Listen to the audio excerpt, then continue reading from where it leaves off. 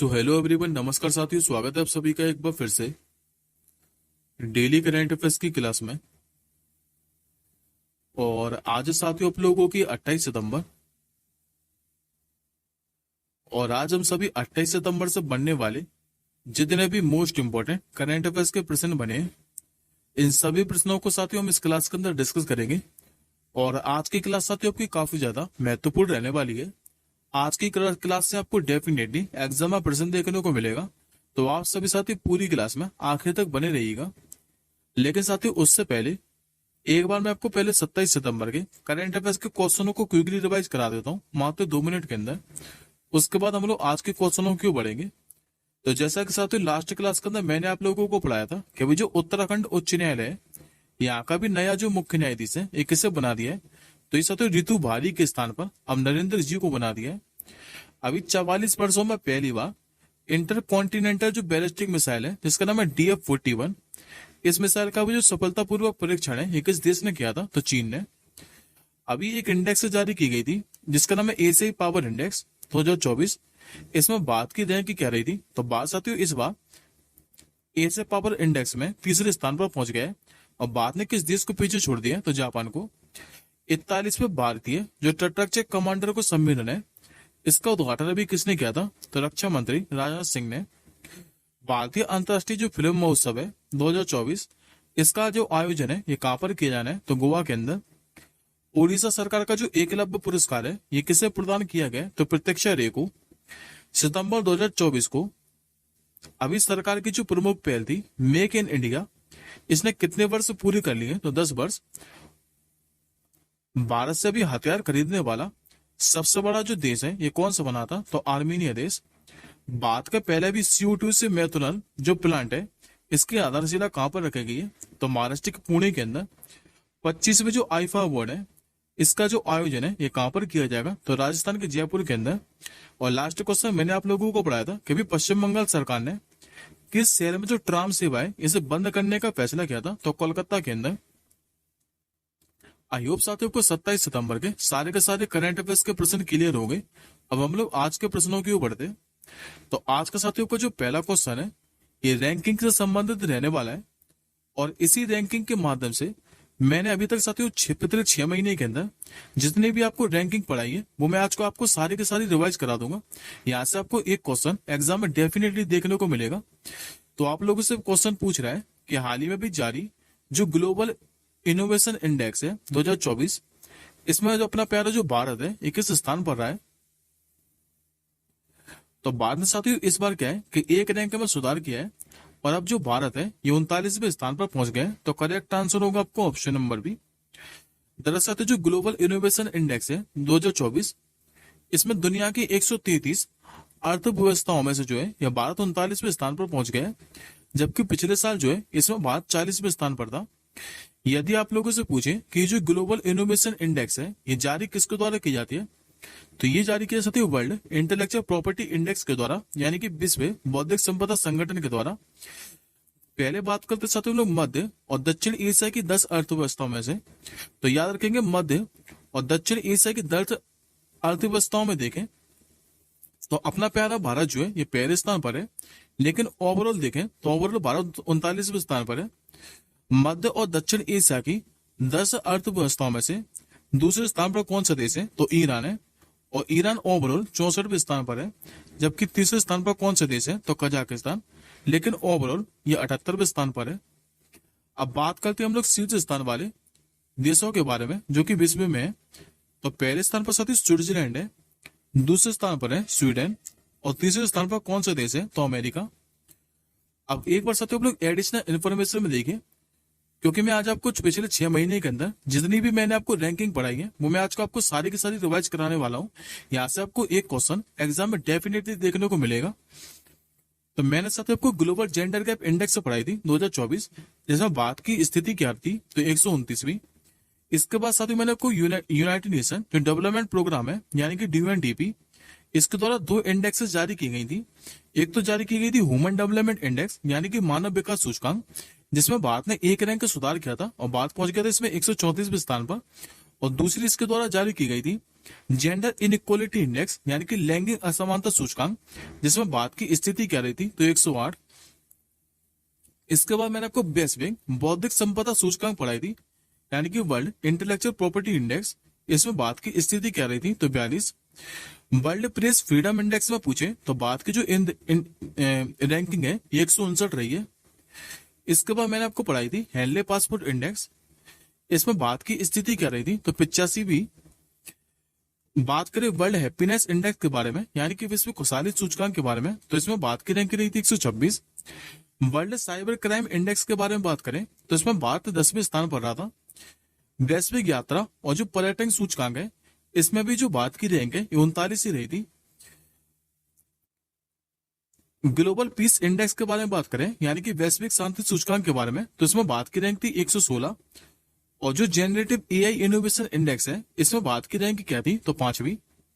I hope साथियों पिछले 6 महीने की आपको सारी की सारी रैंकिंग क्लियर होंगी। अब हम लोग आज के दूसरे क्वेश्चन की ओर बढ़ते हैं। तो आज के साथियों को जो दूसरा क्वेश्चन है ये भी इंपॉर्टेंट ही रहने वाला है, क्योंकि मैंने साथियों को पहले ही बोला है कि आज के आपके जो सारे क्वेश्चन है ये महत्वपूर्ण रहने वाले हैं। आज की क्लास सबको डेफिनेटली एग्जाम में प्रश्न देखने को मिलेगा। आप लोग से आज का दूसरा क्वेश्चन पूछ रहे हैं कि जो शिगेरू इशिबा है इनको भी किस देश का नया प्रधानमंत्री चुना गया है,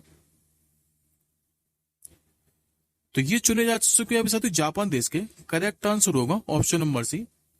पहले साथियों आप लोग इमेज में देखिए शिगेरू इशिबा को। ये रहे साथियों के सामने इमेज में शिगेरू इशिबा, जो कि लिबरल डेमोक्रेटिक पार्टी के नेता हैं, और इनको भी जापान का नया प्रधानमंत्री चुन लिया गया है।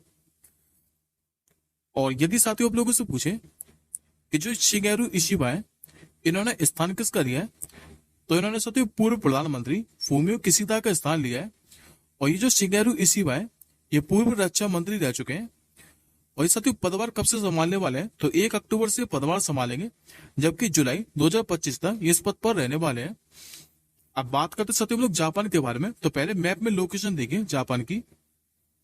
जितना भी साथियों आपको हाईलाइट पॉइंट दिखाई दे रहा है ये आपका जापान। जापान की यदि आप लोगों से राजधानी पूछे तो ये आपकी टोक्यो। जापान में मुद्रा क्या चलती है, तो जापानी येन। और जबकि अब यहाँ के नए प्रधानमंत्री कौन बन गए, तो शिगेरू इशिबा। अब बात करते साथियों हम लोग अन्य देशों के प्रधानमंत्री राष्ट्रपति के बारे में। तो पिछले साथियों मैंने आपको 7 दिन के अंदर अभी कुछ नए राष्ट्रपति और प्रधानमंत्री पढ़ाए, वो मैं आपको आप सारे के सारे रिवाइज करा देता हूँ। हालांकि साथियों मैं आपको कई बार रिवाइज भी करा चुका हूँ। जैसे कि साथियों मैंने अभी आपको रिसेंटली पढ़ाया कि श्रीलंका के भी राष्ट्रपति कौन बने थे, तो अनुरा कुमारा दिसानायके। इसी के बाद साथियों मैंने आपको एक दिन बाद ही पढ़ाया था कि श्रीलंका के भी नए प्रधानमंत्री बन चुके हैं, जो कि तीसरी महिला प्रधानमंत्री बनी है। इनका क्या नाम है, तो हरीनी अमर सूर्या। सीरिया के भी मैंने आपको नए राष्ट्रपति पढ़ाए थे, जो कि कौन बने थे, तो मोहम्मद गाजी जलाली। जॉर्डन के भी मैंने आपको नए प्रधानमंत्री पढ़ाए थे, जो कि कौन बन गए, तो जाफर हसन। और थाईलैंड की भी मैंने आपको नई प्रधानमंत्री बनाई थी, जो कि कौन बनी थी, तो शना बात्रा। खाली याद रखिएगा। अब आज के तीसरे क्वेश्चन क्यों बढ़ते हैं। आज के साथ आप लोगों से तीसरा क्वेश्चन पूछ रहा है कि अभी जो वेस्ट इंडीज के दिग्गज है ड्वेन ब्रावो, इन्होंने भी क्रिकेट के किस फॉर्मेट से संन्यास की घोषणा कर दी है। तो साथियों वेस्ट इंडीज के दिग्गज है ये ड्वेन ब्रावो, और इन्होंने भी क्या है कि क्रिकेट के तीनों फॉर्मेट से संन्यास की घोषणा कर दी है, चाहे वो टेस्ट मैच हो या फिर वनडे इंटरनेशनल या फिर T20 इंटरनेशनल। सभी फॉर्मेट से क्या है कि ड्वेन ब्रावो ने अभी संन्यास की घोषणा कर दी है। बात करते समय डैन ब्रावो के बारे में। तो डैन ब्रावो ने क्या है कि अपने करियर के अंदर 295 इंटरनेशनल मैच खेले हैं, और इंटरनेशनल क्रिकेट में ब्रावो के नाम अब तक 363 विकेट है। और इसी के साथ साथ जो कैरेबियन प्रीमियर लीग है इसमें ड्वेन ब्रावो ने सबसे ज्यादा विकेट लेने वाले गेंदबाज भी हैं, तो याद रखिएगा। अब एक बार साथियों हम लोग हाल ही में जिन जिन खिलाड़ियों ने संन्यास ले लिया है एक बार हमको उनको रिवाइज कर लेते हैं, क्योंकि यहाँ से भी आपको एक क्वेश्चन एग्जाम में देखने को मिल सकता है। जैसे कि साथियों मैंने आपको सुनील छेत्री का नाम कई बार पढ़ा है, जो कि भारतीय फुटबॉलर है, और इन्होंने भी अंतरराष्ट्रीय फुटबॉल से संन्यास की घोषणा कर दी थी। मैंने आपको महान टेनिस खिलाड़ी का नाम पढ़ाया था रोहन बोपन्ना का, इन्होंने भी अभी संन्यास की घोषणा कर दी है। अश्विनी पोनप्पा का नाम पढ़ाया था मैंने आपको, ये बैडमिंटन खिलाड़ी है, इन्होंने भी संन्यास की घोषणा कर दी है। दिनेश फोगाट का नाम तो मैंने आपको पढ़ा ही था रिसेंटली, इन्होंने अभी कुश्ती से संन्यास की घोषणा कर ली थी। पीआर सीरीज की बात करें तो भारतीय हॉकी टीम के महान गोलकीपर हैं, इन्होंने भी संन्यास की घोषणा कर दी है। और शिखर धवन का नाम अभी मैंने आपको पढ़ा है कि इन्होंने भी अंतर्राष्ट्रीय और जो घरेलू क्रिकेट है इसके सभी प्रारूपों से संन्यास की घोषणा कर दी है। अब आज के चौथे क्वेश्चन के ऊपर बढ़ते हैं। आज का साथियों जो चौथा क्वेश्चन है इस पे आप लोग डबल स्टार मार्क कर लीजिए, क्योंकि ये भी काफी ज्यादा महत्वपूर्ण क्वेश्चन है। आप लोगों से पूछ रहे हैं कि वो जो KKN दारूवाला है इनका 87 वर्ष की आयु में निधन हो गया है। आप लोगों को ये बताना है कि ये जो KKN दारूवाला है इनका संबंध किससे है। तो ये साथियों फेमस अंग्रेजी के मशहूर कवि है KKN दारूवाला, और इनका क्यों है अभी 87 वर्ष की आयु में निधन हो गया है। पहले एक बार आप लोग साथियों इमेज में देखिए KKN दारूवाला को।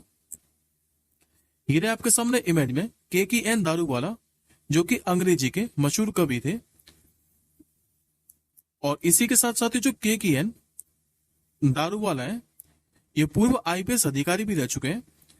बात कर सकते दारूवाला की तो इनका लंबी बीमारी और निमोनिया से क्या है निधन हो गया है नई दिल्ली के अंदर। अब बात कर सकते KKN दारूवाला के कुछ इंपॉर्टेंट फैक्ट के बारे में। तो जैसे कि साथियों जो KKN दारूवाला है इनका जन्म हुआ कहां पर था, तो 1937 के अंदर लाहौर के अंदर। और इन्होंने 1958 में क्या है कि भारतीय जो पुलिस सेवा है यानी कि ये IPS अधिकारी रहे उत्तर प्रदेश कैडर के। अंतरराष्ट्रीय मामलों में ये तत्कालीन जो प्रधानमंत्री थे चरण सिंह इनके विशेष सहायक भी रहे थे। और जो रिसर्च एंड एनालिसिस बिग्स है यानी कि रॉ इसके सचिव के रूप में भी इन्होंने काम किया है। अब बात करते हैं KKN दारूवाला के कुछ पुरस्कार के बारे में। तो जैसा कि साथियों इन्हें 1984 में क्या है कि साहित्य अकादमी का पुरस्कार दिया गया था, लेकिन इन्होंने क्या साथियों कि अक्टूबर 2015 में साहित्य अकादमी पुरस्कार क्या है कि लौटा दिया था। अब इनकी पुस्तकों के बारे में बात करते हैं तो KKN दारूवाला की साथियों जो पुस्तक है इसका नाम है अंडर ओरियन, जो कि 1970 के अंदर प्रकाशित हुई थी और ये पहली पुस्तक थी इनकी। और इसी के साथ ही ठीक 2 साल के बाद इन्होंने अपनी दूसरी पुस्तक भी प्रकाशित की थी और इस पुस्तक का क्या नाम था, तो अपेरिशन इन अप्रैल। और इसके लिए उत्तर प्रदेश सरकार का क्या है कि इनको राजकीय पुरस्कार भी मिला था। तो इस सभी के सभी फैक्ट याद रखिएगा। अब आज के 5वें क्वेश्चन के ऊपर बढ़ते हैं। आज का साथियों को जो 5वां क्वेश्चन है ये भी इंपॉर्टेंट ही रहने वाला है, इस पे भी आप लोग डबल स्टार मार्क करके रखिएगा। आप लोग उससे पूछ रहा है कि अभी दृष्टिबाधित व्यक्तियों के लिए विश्व जूनियर और विश्व महिला शतरंज चैंपियनशिप की मेजबानी करने वाला जो पहला एशियाई देश है ये अभी कौन सा बनने जा रहा है। क्योंकि साथ ही ये जो देश है ये अपना प्यारा भारत बनेगा। करेक्ट आंसर होगा ऑप्शन नंबर ए। अब बात करते साथ हम लोग दृष्टिबाधित व्यक्तियों के लिए जो विश्व जूनियर और विश्व महिला शतरंज चैंपियनशिप है, तो याद रखेंगे ये जो चैंपियनशिप है ये 28 सितंबर से लेकर 6 अक्टूबर तक चांसरी पवेलियन होटल के अंदर आयोजित की जाएगी। और इस पर इसका कौन सा संस्करण रहने वाला है, तो 12वां संस्करण। ये साथियों पहली बार है कि दृष्टिबाधित व्यक्तियों के लिए विश्व जूनियर और जो महिला शतरंज चैंपियनशिप है ये यूरोप के बाहर होने जा रही है, जो कि कौन करने जा रहा है, तो भारत। और भारत इस आयोजन की मेजबानी करने वाला पहला एशियाई देश भी बनेगा। इस टूर्नामेंट की बात करें तो इसमें US, स्वीडन, पोलैंड और अन्य कई देशों के कुल जो है ये 32 खिलाड़ी भाग लेने वाले हैं। अब आज के 6वें क्वेश्चन के बढ़ने से पहले एक बार पहले हम लोग अखिल भारतीय दृष्टिबाधित शतरंज महासंघ के बारे में पढ़ लेते हैं। तो इसकी स्थापना हुई थी 1997 के अंदर। मुख्यालय की बात करें तो महाराष्ट्र के मुंबई में है और वर्तमान में इसके अध्यक्ष कौन है, तो चारुदत्त जाधव। अब आज के 6वें क्वेश्चन की ओर बढ़ते हैं। आज का आप लोगों से 6वां क्वेश्चन पूछ रहा है कि भाई जो कोलकाता नाइट राइडर है इसका जो मेंटर है ये किससे नियुक्त किया गया है। तो ये दोस्तों खाली वन लाइनर क्वेश्चन है, खाली याद रखिएगा कि भाई जो कोलकाता नाइट राइडर है इसके भी जो नए मेंटर बन चुके हैं ये बन चुके भी ड्वेन ब्रावो। करेक्ट आंसर होगा आपको ऑप्शन नंबर ए। और ड्वेन ब्रावो ने साथ ही यदि आप लोगों से पूछे कि इन्होंने स्थान किसका ले लिया तो इन्होंने गौतम गंभीर का स्थान लिया है। अब आज के 7वें क्वेश्चन के ऊपर बढ़ते हैं जो कि आपका दिवस से संबंधित रहने वाला है। आप लोगों से पूछ रहे हैं कि जो विश्व पर्यावरण स्वास्थ्य दिवस है ये कब मनाया जाता है। तो ये दिवस मनाएगा साथियों 26 सितंबर को। करेक्ट आंसर होगा ऑप्शन नंबर डी। दरअसल साथियों हर साल क्या है कि 26 सितंबर को वर्ल्ड एनवायरमेंट हेल्थ डे मनाया जाता है। और जो अंतर्राष्ट्रीय पर्यावरण स्वास्थ्य महासंघ है इसने 2011 में विश्व पर्यावरण स्वास्थ्य दिवस की स्थापना की थी। अच्छा, इस दिवस को मनाने का उद्देश्य क्या है? तो मानव जीवन पर पर्यावरणीय स्वास्थ्य के प्रभाव के बारे में जागरूकता बढ़ाना। और 2024 के लिए इसकी थीम क्या रहने वाली है? तो थीम साथी थोड़ी सी लंबी है, लेकिन आप लोग चिंता मत कीजिए, मैं आपको डेली डेली क्लास में रिवाइज कराकर याद करा दूंगा। तो इसकी जो थीम रहने वाली है, यह पर्यावरण स्वास्थ्य आपदा जोखिम न्यूनीकरण और जलवायु परिवर्तन समन और अनुकूल के माध्यम से लचीले समुदाय का निर्माण करना है। आज के 8वें क्वेश्चन के ऊपर बढ़ते हैं। जो आज के साथियों को जो 8वां क्वेश्चन है, यह अपॉइंटमेंट से संबंधित रहने वाला है। आप लोगों से पूछ रहे हैं कि जो भारतीय वायुसेना है, इसके जो नए उप प्रमुख है, ये भी कौन बने हैं? इनका नाम है साथियों एसपी धरका साहब। करेक्ट आंसर होगा ऑप्शन नंबर बी। ये जो दोस्तों आपको इमेज में दिखाई दे रहे हैं, ये एसपी धरका साहब, जो कि भी भारतीय वायुसेना के नए उप प्रमुख बन चुके हैं। और यदि साथियों आप लोगों को याद हो, तो अभी मैंने आपको रिसेंटली पढ़ाया था कि जो अमरप्रीत सिंह है, इनको भी भारतीय वायुसेना का नया प्रमुख बनाया गया था और इन्होंने अमरप्रीत सिंह का ही स्थान लिया है। और एसपी धरका साहब की बात करें तो डिफेंस स्पेस एजेंसी के ये पहले महानिदेशक भी थे। और साथ ही इसमें एक क्वेश्चन और याद रखिएगा, यदि आप लोगों से पूछे कि भारतीय वायुसेना के एक मात्र मार्शल कौन थे, तो इनका नाम है साथियों अर्जन सिंह। जो अर्जन सिंह है, ये भारतीय वायुसेना के एक मात्र मार्शल थे। मार्शल साथी होता क्या है? तो मार्शल ऑफ द जो एयरफोर्स है, ये एक 5 सितारा रैंक है और भारतीय वायुसेना के क्या है कि सर्वोच्च प्राप्त रैंक है। बात करते हम लोग भारतीय वायुसेना के बारे में, तो इसकी स्थापना कब हुई थी? तो 8 अक्टूबर 1932 को। मुख्यालय इसका नई दिल्ली के अंदर। प्रमुख मैं आपको बता चुका हूँ, जो कि कौन बने थे? तो अमरप्रीत सिंह। और इसका आदर्श वाक्य क्या है? तो नवा स्पष्टम दीप्तम।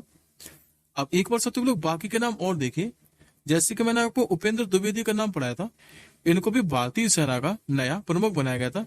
दिनेश त्रिपाठी की बात करें तो इनको भारतीय नौसेना का प्रमुख बनाया गया है।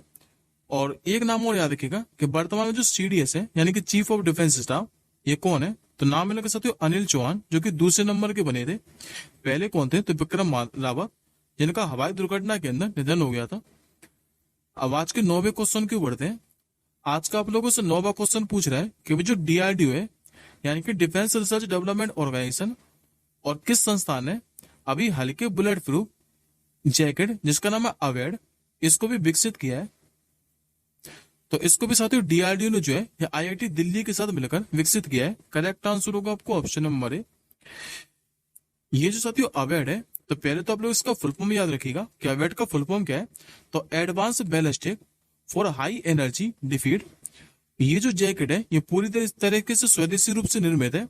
और ये साथी जो मॉडल जैकेट है, ये पूरी 360 डिग्री सुरक्षा प्रदान करती है। इसको बनाया किससे है? तो इस साथी जो अवेड जैकेट है, ये पॉलीमर और स्वदेशी बोरन कार्बाइड सिरेमिक सामग्री से मिलकर बना है। बात करते हैं हम लोग डीआरडीओ के बारे में, तो स्थापना हुई थी 1958 के अंदर। मुख्यालय का है तो मैंने आपको कई बार बताया, जो कि नई दिल्ली के अंदर। और वर्तमान में इसके अध्यक्ष कौन है? तो इनका नाम है समीर बी कामत। अब आज के आखिरी क्वेश्चन को बढ़ते हैं, और आज का आपका आखिरी क्वेश्चन भी महत्वपूर्ण ही रहने वाला है। आप लोगों से पूछ रहा है कि अभी प्रधानमंत्री मोदी जी ने कहा अभी 3 स्वदेशी रूप से विकसित जो सुपर कंप्यूटर है, ये राष्ट्र को समर्पित किए हैं। तो इस साथ जो 3 स्वदेशी रूप से विकसित सुपर कंप्यूटर है, इन्हें अभी महाराष्ट्र के पुणे के अंदर समर्पित किए हैं। करेक्ट आंसर होगा आपको ऑप्शन नंबर डी। इन सुपर कंप्यूटर का साथियों नाम क्या है? तो इन सुपर कंप्यूटर का जो नाम है, ये परम रुद्रम सुपर कंप्यूटर है। ये जो सुपर कंप्यूटर है, ये राष्ट्रीय सुपर कंप्यूटर मिशन के तहत स्वदेशी रूप से विकसित किए गए हैं।